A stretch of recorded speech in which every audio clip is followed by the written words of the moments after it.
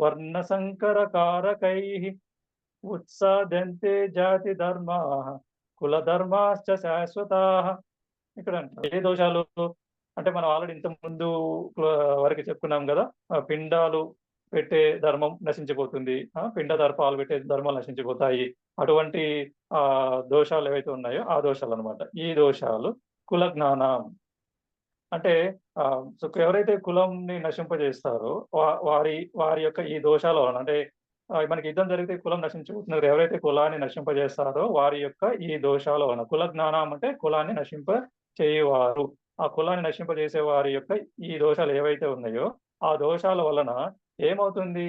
వర్ణ సంకర కారకై, వర్ణము సంకరము, వర్ణ సంకరం అవుతుంది. వర్ణ సంకరం అంటే మనం చెప్పుకున్నాం కదా, సరైన సంతానము కలగకపోవడం. సరైన సంతానం అంటే సంతానం వస్తుంది, డబ్బు వస్తుంది, రాజ్యం వస్తుంది, అన్నీ ఉంటుంది. కాబట్టి ఉండని ఏంటిది? ధర్మాలు ఉండవు. ఏదైతే సనాతన ధర్మాలు ఆ కులం వాళ్ళు పాటిస్తున్నారో ఆ ధర్మాలు ఉండవు అనమాట. సో అది ముఖ్యం అనమాట. అంటే దానికి వర్ణ సంకరం అంటారు. అంటే వర్ణాన్ని పాటించినటువంటి సంతానం అనమాట. సారీ, వర్ణం అని కాదు, ధర్మాన్ని పాటించినటువంటి సంతానం. అటువంటి పరిస్థితి వస్తుంది, అటువంటి సంతానం కలుగుతుంది. దానినే వర్ణ సంకర కారకై. అంటే వీళ్ళు అటువంటి వర్ణ సంకరం జరగడానికి కారకులు అవుతారు. ఇంకేమవుతుంది? అదే కాకుండా ఉత్సాద్యంతే జాతి ధర్మాః కుల ధర్మాశ్చ. అంటే మనకి జాతి ధర్మాలు మరియు కుల ధర్మాలు. సో ఈ రెండు ధర్మాలు ఎటువంటి జాతి ధర్మాలు అంటే మనకి ఎప్పటి నుంచో సనాతనంగా ఎన్నో ఏళ్ల కింద నుంచి, ఎన్నో వేల సంవత్సరాల కింద చూసినటువంటి ఆ ధర్మాలు, తర్వాత కులంలో పాటించే ధర్మాలన్నీ కూడా ఉత్సాదంతే నశించిపోతాయి. ఏ విధంగా నశించిపోతాయి? శాశ్వతగా అంటే కంప్లీట్ గా నశించిపోతాయి అని చెప్తున్నాడు అనమాట. అంటే ఆబ్వియస్‌గా మనకేంటంటే సపోజ్ ఇప్పుడు చూడండి, మనం ఆలోచించుకుంటే మనకే తెలిసిపోతది. ఇప్పుడు సపోజ్ మనకి తాతలు, వాళ్ళ తాతలు ఒక ఒక 5, 6 జనరేషన్స్ బ్యాక్ నుంచి గనక మనకి ఆ సాంప్రదాయం పోయిందనుకోండి. పోతే ఏమైపోతది మనకి? సో మన వాళ్ళు పాటించే ధర్మాలు అన్నీ మర్చిపోతామన్నమాట. మర్చిపోయి మనం ఏం చేస్తాము? సో ఈ రోజుల్లో బయట వాళ్ళేం చేస్తున్నారు, వాళ్ళేం చేస్తున్నారు, వీళ్ళేం చేస్తున్నారు అవి చూసి, లేకపోతే ఏదో మన పూజారినో, అయ్యగారినో అడిగి అవి చూసి చేస్తాం తప్పిస్తే, మన కులంలో స్వతహాగా వస్తున్నటువంటి ధర్మాలన్నీ చెప్పడానికి ఎవరు ఉండరు. అవి మనకు తెలియదు. ఆ విధంగా ఏమవుతదో ఆ ధర్మాలన్నీ శాశ్వతంగా నశించిపోతాయి అని ఒక విషయాన్ని అర్జునుడు ఇక్కడ మనకి బయటికి తీసుకొస్తున్నాడన్నమాట, అటువంటి ఒక విషయాన్ని. తర్వాత 44వ శ్లోకం చదువుదాం. ఉత్సన్న కుల ధర్మాణం ఉత్సన్న కుల ధర్మాణం మనుష్యానాం జనార్దన నరకే నియతం వాసో భవతీత్యను శుశ్రుమ. మళ్ళీ ఒకసారి చదువుతారండి. చదువుతా సార్. చదవండి. అన్న కుల ధర్మానాం మనుష్యానాం జనార్దన నరకే నియతం వాసో భవతీత్యను శృమ. భవతీత్యను శుశ్రుమ. సో అయితే ఇక్కడ ఏమంటాడంటే భవతీత్యనుశృమ. అది విడివిడిగానే చదవచ్చు. మనకి ఏ మతం చదవాలని ఏం లేదు. భవతీత్యను శుశ్రుమ అలా కూడా అవచ్చు అనమాట. భవతి ఇది శుశ్రుమ. ఇది దీంట్లో 3 పదాలు ఉన్నాయన్నమాట. భవతి ఇది అనుశుశ్రుమ, ఆ విధంగా 3 పదాలు ఉన్నాయన్నమాట. సో మనకి ఏంటంటే ఆ శ్లోకం చదివేటప్పుడు మనం దాన్ని కొంచెం చూసుకొని చదువుకుంటే సరిపోతుంది. సో అందుకే నేను చదువుతాను. సో మరోసారి చదువుతున్నాను. ఉత్సన్న కుల ధర్మానాం మనుష్యానాం జనార్దన. అంటే ఏమంటున్నాడు ఇక్కడ? సో మనుష్యానాం అంటే ఎటువంటి మనుషులు? ఉత్సన్న కుల ధర్మానం. ఉత్సన్న అంటే మనం ఆల్రెడీ ఇక్కడ చూసాము, ఉత్సాదంతే అంటే నశించిపోయిన. సో ఉత్సన్న కుల ధర్మానం అంటే కుల ధర్మాలు నశించిపోయినటువంటి మనుష్యులు. మనుష్యానాం అంటే మనుష్య అంటే ఒక మనిషి, మనుష్యానాం అంటే ఎక్కువ మంది మనుషులు అని, అది ప్లూరల్ వర్డ్ అన్నమాట. అది కొంచెం గ్రామటికల్ ఉంటుంది. సరే, అయితే మనుష్యానాం అంటే ఎటువంటి మనుషులు? ఎటువంటి కుల ధర్మాలు నశించిపోయినటువంటి మనుషులు ఎవరైతే ఉంటారో వాళ్ళు ఏంటి? వాళ్ళకి నరకే అంటే నరకంలో సో నరకే నియతం వాసో, వాళ్ళకి నియతం అంటే ఖచ్చితంగా, వాస అంటే నివాసము, భవతి ఉంటది, అంటే భవతి అంటే కలుగును, అటువంటి అర్థం వస్తుంది అనమాట. సో అంటే మనకి ఎవరైతే మనుషులు నశించిపోయినటువంటి కులధర్మాలు కల మనుషులు ఎవరైతే ఉంటారో వాళ్ళకి వాస అంటే నివాసము ఎక్కడ? నరకంలో, నియతం ఖచ్చితంగా ఉంటుంది, భవతి ఉంటుంది అని. ఇతి అంటే ఇక్కడ భవతీత్య అంటే ఇతి అని అనుశుశ్రుమ అంటే చెప్పగా విన్నాను, అంటే ఫాలో అయ్యి విన్నాను. శుశ్రుమ అంటే వినడము, అనుశుశ్రుమ అంటే వేరే వాళ్ళని అనుసరించి విన్నాను అని అర్థం అనమాట. అంటే అర్థం ఏంటి ఇక్కడ? అంటే ఎవరో పండితులు లేకపోతే ఎవరో ఎక్కడో మనకి పురాణాల్లో పండితులు చెప్పగా విన్నాను అని అంటున్నాడు అనమాట. అంటే మీనింగ్ ఏంది? అంటే మనకి పురాణాల్లో అక్కడ మన స్టోరీస్‌లో చెప్తా ఉంటారు కదా! ఎవరికైతే పిండాలు దొరకవో వాళ్ళకి నరకమే నివాసం ఉంటుంది. వాళ్ళు నరకానికి వెళ్తారు అని మనకి పెద్దలు లేకపోతే పురాణాల్లో స్టోరీస్‌లో చెప్తా ఉంటారు కదా! సో, ఆ విధంగా చెప్పినయి నేను విన్నాను అని అంటున్నాడన్నమాట అర్జునుడు. తర్వాత శ్లోకం. ఇక్కడ శ్లోకంలో ఏముంది నేను చదువుతున్నాను చూడండి. అహో అహో బత మహత్పాపం కర్తుం వ్యవసితా వయం యద్రాజ్య సుఖలోభేన హంతుం స్వజనముద్యతాః. మళ్ళొకసారి చదువుదాం కంబైన్డ్. చదువుతారా? ఆహో బత మహత్స్తాపం కర్తుం మహత్పాపం వ్యవస్థితా వయం కర్తుం యద్రాజ్య వ్యవసితా వయం సుఖలోభేన హంతుం స్వజనముద్యతా. ఆ! సో, అహో అంటే ఆశ్చర్యం అన్నమాట. అహో అయ్యో! అంటే ఏమంటారు? ఎక్స్‌ప్రెషన్ అంట. అయ్యో! బత ఎంత ఘోరము, ఎంత పాపము. బత అంటే అర్థం అనమాట. ఎంత పాపం, ఎంత ఘోరము. మహత్ పాపం. మహత్ పాపం అంటే మనకి తెలుగు పదాల్లాగే ఉంటాయి. మహత్ పాపం అంటే గొప్ప పాపము, పెద్ద పాపము. పెద్ద పాపము కర్తుం చేయడానికి. అయ్యో! ఎంత ఘోరము. పెద్ద పాపము కర్తుం చేయడానికి వ్యవసిత వయం. వయం అంటే మేము. వ్యవసిత అంటే సిద్ధపడినాము.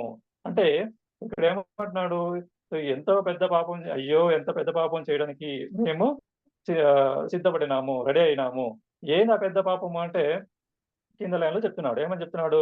యత్ రాజ్య సుఖలోభేన అంటే రాజ్య సుఖలోభేన. అదేంటి అంటే అంటే రాజ్యం నందు కోరిక, అలాగే సుఖమునందు కోరిక. అంటే రాజ్య సుఖమునందు లోభము. అంటే సో, రాజ్యము కావాలి, సుఖము కావాలి అనేటువంటి లోభం చేత హంతుం అంటే చంపడానికి, కొట్టడానికి, చంపడానికి ఎవరిని? స్వజనం అంటే సొంత జనులు. అంటే కౌరవులు. అంటే మా కౌరవులు. హంతుం వాళ్ళని చంపడానికి అంటే వారంటే మా సొంత జనాన్ని చంపడానికి ఏంటి? ఉద్యతాహ అంటే ఉద్యమించినాము. అంటే ఉద్యమించడం అంటే రెడీ అయినాము. అంటే దానికి పూనుకున్నాము అనేటువంటి అర్థం వస్తదన్నమాట. అది పాపం. అంటే ఏమంటున్నాడు?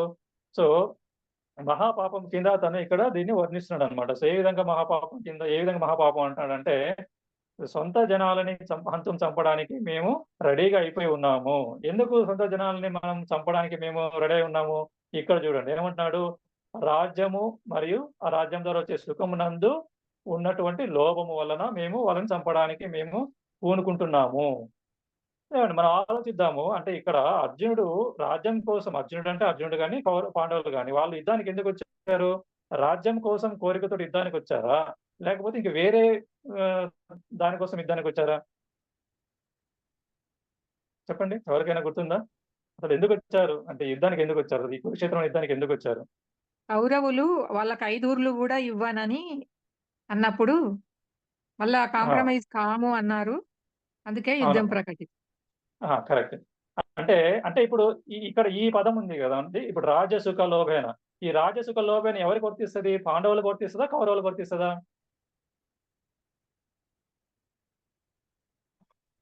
ఇప్పుడు మనం అనుకున్నాం గదా! ఇప్పుడు మనం ఏమన్నారు మీరు? వాళ్ళు అడవులోకెళ్ళొచ్చిన తర్వాత మా రాజ్యం మాకివ్వండి అని అన్నప్పుడు కౌరవులు హ్మ్. ఏమంటారు? మీ రాజ్యం మీకియ్యము. మీకు చేతనైతే యుద్ధం చేసి గెలుచుకోండి అని అంటారు గదా! కౌరవులు. అంటే అవునవును. అవును గదా! అంటే అర్థమేంది? ఈ రాజ్యం సుఖం ఎవరికుంది? కౌరవులకుందా? పాండవులకుందా? కౌరవులకే ఉంది. కౌరవులకే ఉంది. అందుకే వాళ్ళేం చేస్తారు? వాళ్ళకున్న అర్ధరాజ్యం వాళ్ళకి ఎటుకుడి ఉంది. సో, మిగతా అర్ధరాజ్యం ధర్మంగా వాళ్ళకిచ్చేయాలి. కానీ అప్పటికి పాండవులు ఏమంటారు? మా అర్ధరాజ్యం మాకివ్వమని అడిగితే, సో, మా రాజ్యం నందు మాకు కోరిక ఉంది అని అనేటువంటి అపవాదు వస్తదని అట్లకు గూడా కొంచెం పాండవులు తగ్గి, మా అర్ధరాజ్యం గూడా మాకక్కర్లేదు. మాకెంతో కొంత ఇవ్వు. మేము చేసుకుంటాము అని అడుగుతారు పాండవులు. ఈ కురుక్షేత్రానికి ముందు. సో, దానికి గూడా కౌరవులంటే దుర్యోధనుడు. వాళ్ళు ఒప్పుకోకుండా మీరు క్షత్రియ వీరులే గదా! మీకు చేతనైతే మీరు మా మీద యుద్ధం చేసి గెలుచుకోండి అని చెప్పి, అలా వాళ్ళని యుద్ధానికి ఎదురుగా వచ్చే విధంగా చేసుకుంటాడన్నమాట. సో, అంటే ఏమంటున్నాడు? దాని అర్థం ఏంది? అంటే కౌరవులు ఒక రకంగా అధర్మాన్ని రక్షిస్తున్నారు. అంతే గదండీ! హ్మ్. అంటే అవును. అంతే గదా! ధర్మ ప్రకారంగా వాళ్ళకివ్వాల్సింది ఇవ్వకుండా అధర్మం సైడ్ కౌరవులుంటున్నారు. అంటే అర్థమేంది? అవును. కౌరవులని ఓడించడం అంటే, కౌరవుల మీద యుద్ధం చేయడం అంటే అర్థమేంది? అధర్మం మీద యుద్ధం చేయడమే అన్నమాట. అంటే ఇప్పుడు పాండవులు దేని మీద యుద్ధం చేయడానికొచ్చారు? అధర్మాన్ని జయించడానికొచ్చారు. ధర్మం. అధర్మం మీద యుద్ధం చేయడానికొచ్చారన్నమాట. సో, కానీ ఈ చిన్న విషయాన్ని అర్జునుడు మర్చిపోయాడు. అధర్మాన్ని కంప్లీట్‌గా కంప్లీట్‌గా నాశనం చేయడానికి వచ్చాము అన్నది మర్చిపోయి ఏమని మాట్లాడుతున్నాడు? సో రాజ్యం యొక్క సుఖాని కోసం మేము వాళ్ళని చంపడానికి రెడీ అయ్యాము, ఎంత పాపం చేస్తున్నాం అనేటువంటి విషయాన్ని అర్జునుడు మాట్లాడుతున్నాడు. సో ఎందుకు ఇలా మాట్లాడుతున్నాడు అర్జునుడు అంటే, ఆ అర్జునుడిలో ప్రవేశించినటువంటి ఆ దయాగుణం ఏదైతే ఉందో, అంటే అర్జునుడు చేతగాక మాట్లాడుతున్నాడు అని మనం అనుకోకూడదు. ఎందుకంటే సో అర్జునుడు యందు మనకి ఎటువంటి భావన ఉండాలి? సో అర్జునుడు చాలా గొప్ప వీరుడు. వీరుడు. అర్జునుడు మహాబలశాలి. సో ఈ యుద్ధం కంటే ముందు ఎంతో పెద్ద పెద్ద యుద్ధాలు చేసి, ఒంటి చేత్తో ఎంతో మంది వేల మంది యుద్ధంలో ఓడించినటువంటి పరాక్రమశీలి. అంత మనిషి కూడా సో ఇక్కడికొచ్చేసరికి ఆ దయాగుణం, ఎందుకు ఆ దయాగుణం వచ్చింది ఒక్కసారిగా అంటే, కౌరవులందరిని చూసేసరికి, అంటే కౌరవుల సైడ్ ఉన్నటువంటి వాళ్ళు ఎవరైతే భీష్మ పితామహ, ద్రోణాచార్య, ఇంకా కొద్దిమంది అంటే పుట్టినప్పటి నుంచి వాళ్ళ దగ్గర ఉండి, వాళ్ళ దగ్గర పెరిగి, వాళ్ళ చేత ఉండి, అటువంటి ఆ చనువు వాళ్ళ ద్వారా ఉంటుంది కాబట్టి, అదంతా ఒక్కసారి వాళ్ళని చూసేసరికి ఒక్కసారిగా అంతా ఆ మనసులో అంతా కప్పేసిందనమాట. సో అతను ఏ ఉద్దేశంతోటి యుద్ధం చేయడానికి వచ్చాడో, ఆ ఉద్దేశాన్ని అంటే అధర్మాన్ని జయించడానికి వచ్చాము అనేటువంటి ఆ ఉద్దేశాన్ని కంప్లీట్‌గా ఆ దయాగుణం మొత్తం కప్పేసిందనమాట. కప్పేసి సో ఈ విధంగా నా వాళ్ళు అనేటువంటిది మొత్తం కప్పేసి ఈ విధంగా మాట్లాడిచ్చింది అర్జునుడి చేత ఆ మనస్సు. వాస్తవానికైతే అది ఆ పొర ఏదైతే ఆ మనస్సుని ఏదైతే ఆ పొర కప్పేసిందో, ఆ పొర గనక తీసేస్తే ఇంకా అసలు ఏ ఇబ్బంది ఉండదనమాట. కానీ ఆ పొర ఏ విధంగా కప్పేసిందంటే అర్జునుడి మనిషిని బాగా గట్టిగా కప్పేసిందనమాట. అంటే తన స్వధర్మాన్ని తెలియనీయకుండా కప్పేసింది ఆ పొర.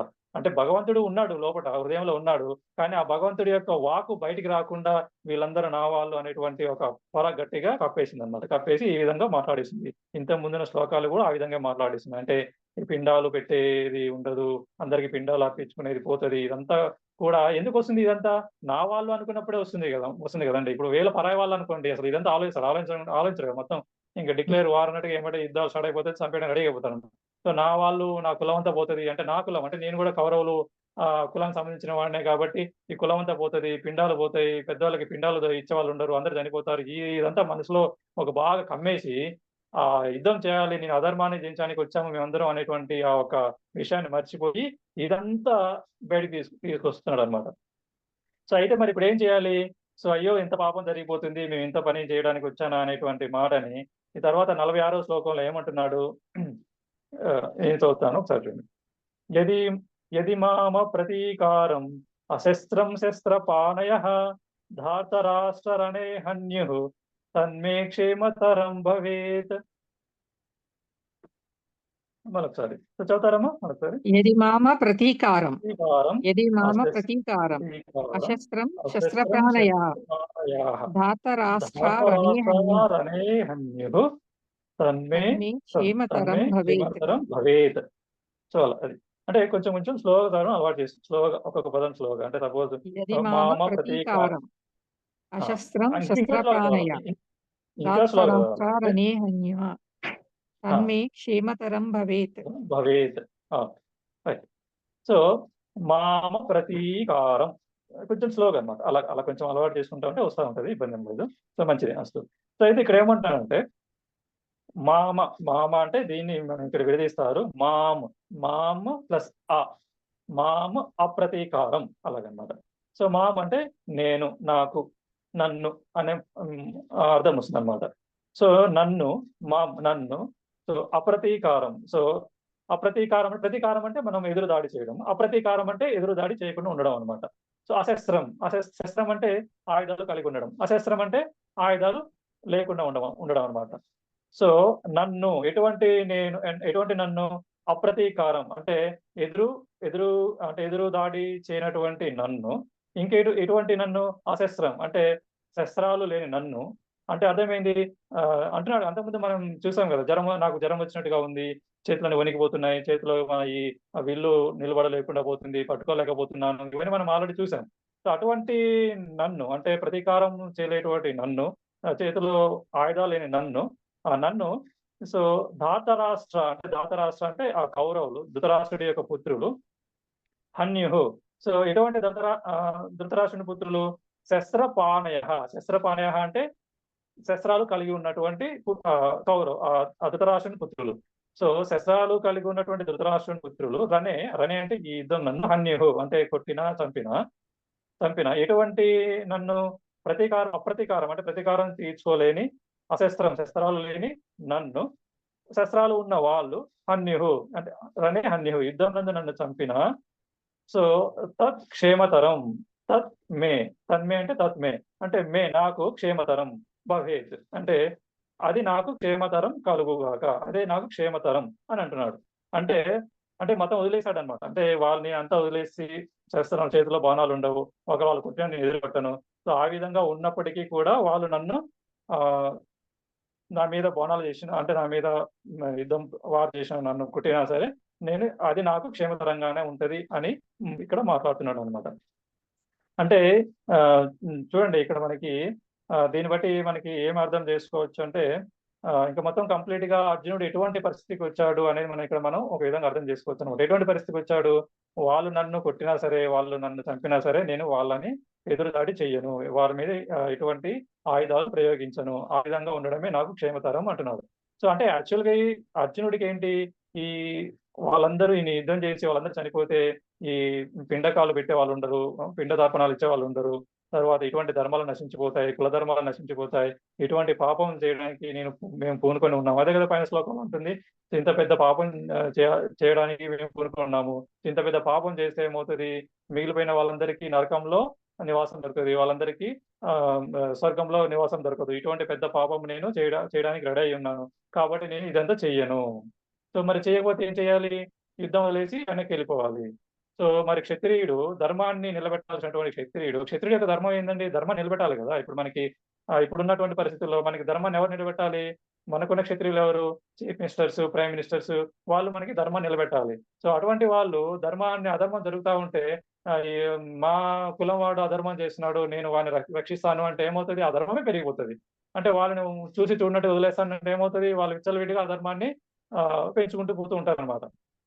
సో, కాబట్టి ఇప్పుడు అర్జునుడు గూడా ఇంచుమించు అదే కోవలో మాట్లాడుతున్నాడు. నేను యుద్ధం చేయను, ఇలాగే ఉండిపోతాను. అంటే యుద్ధం చేయకుండా ఇంటికి పోతే ఏమవుతది? ఇంటికి పోతే అది ఇంకో పెద్ద ఘోరం అన్నమాట. అంటే ఈ యుద్ధంలో ఉండి చనిపోయినా ఒక ఒక యుద్ధం చేసి చనిపోయాడు అనేటువంటి ఒక కీర్తి అన్న వస్తది కానీ, యుద్ధం చేసి వెనక్కెళ్ళిపోతే ఇంక అంతకంటే పెద్ద అపకీర్తి అనేది ఇంకొకటి ఉండదన్నమాట మనకి లోకంలో. ఇప్పుడు సపోజ్ ఎవరైనా మన చీఫ్ మినిస్టర్, ప్రైమ్ మినిస్టర్ నుండి ఈ అధర్మం వచ్చింది. దీనిని నేను హ్యాండిల్ చేయలేకపోతున్నా అని రిజైన్ చేసి వెళ్ళిపోయాడనుకోండి, చరిత్రలో ఎలా ఉంటది అతని పేరు? ఒక ఎంతో పెద్ద అపకీర్తిని మూటగట్టుకున్నట్టు అవుతదనమాట. సో, అదే విధంగా ఇప్పుడు అర్జునుడి పరిస్థితి కూడా అలాగే ఉంది. సో, అలా అని చెప్పేసి అక్కడ యుద్ధం వదిలేసి ఎక్కడైనా ఏదో మనకి హిమాలయాలకెళ్ళి అక్కడెక్కడో సన్యాసం తీసుకొని ఉందాము అని అనుకుంటే అటువంటి పరిస్థితి కూడా లేదు. ఎందుకంటే ఇంకా అంత పరిస్థితి వరకి తను రాలేదు. ఎందుకంటే తనకి కొంతో గొప్పో తెలుస్తుంది.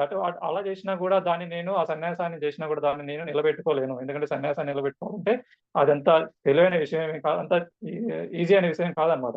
సో, కాబట్టి దాన్ని కూడా అది కూడా దానికి కొద్దో గొప్పో ఆ విషయం కూడా తనకి లోపల తెలుస్తూ ఉంది కాబట్టి ఏం చేశానంటే ఇంక అది చేయలేను, ఇది చేయలేను కాబట్టి నేను ఇక్కడే ఉండిపోతాను.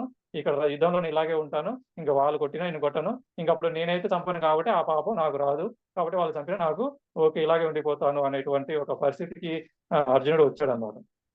అంటే ఒకటి చూడండి మనకి ఈ మొత్తం ఒక క్లుప్తంగా రివైజ్ చేసుకుంటే అర్జునుడు ఎలా ఉండేవాడు ఫస్టు. సో, తర్వాత ఎలా మారింది, ఇప్పుడు ఎలా వచ్చాడు. అంటే అర్జునుడు ఫస్ట్ వచ్చినప్పుడు ఎలా ఉన్నాడు? కృష్ణావతారుడు అసలు ఎవరు ఉన్నారో చూపి వాళ్ళందరిని చూస్తాను. యుద్ధం చేయడానికి ఎవరు వచ్చారో చూపి వాళ్ళందరిని చూస్తాను. వాళ్ళందరి చేత యుద్ధం చేయాలి. వాళ్ళందరిని నేను ఇక్కడ యుద్ధంలో చంపాలి. కాబట్టి రథాన్ని తీసుకెళ్ళి 2 సేనల మధ్య పెట్టి వాళ్ళందరిని చూస్తాను అనేటువంటి ఒక ఏమంటారు? అటువంటి ఆవేశంతోటి అటువంటి మనసుని అటువంటి ఆవేశంతో ఉన్నటువంటి అర్జునుడు వాళ్ళందరినీ చూసి ఒక దయాగుణం, అంటే పిరికితనం అని కాదు. ఒక దయాగుణం, ఒక కారుణ్యం అంటారు కదా! అటువంటి ఒక కృప అనమాట. అటువంటి దయాగుణంతోటి నిండిపోయి ఇటువంటి ఆలోచనలన్నీ కూడా మనసు ఏం చేస్తుందంటే ఇటువంటి ఆలోచనలు ముందు పెడుతుందనమాట. చచ్చిపోతే నీకు పాపం తగులుతది. వాళ్ళ పిండాలు పోవు. ఇటువంటియన్నీ మనసు ముందు తీసుకొచ్చి పెడుతుంది. ముందు తీసుకొచ్చి పెట్టేసరికి అతను అటువంటి ఆలోచనలకి లోబడిపోయి ఏం చేస్తున్నాడంటే ఇంక నేను ఇలాగే ఉండిపోతాను. నన్ను చంపినా సరే నాకదే క్షేమము, అదే క్షేమతరం అనేటువంటిది చెప్తున్నాడనమాట. ఓకేనా మాస్టర్స్. ఈరోజు ఇంతవరకు ఆపేసి మిగతాది తర్వాత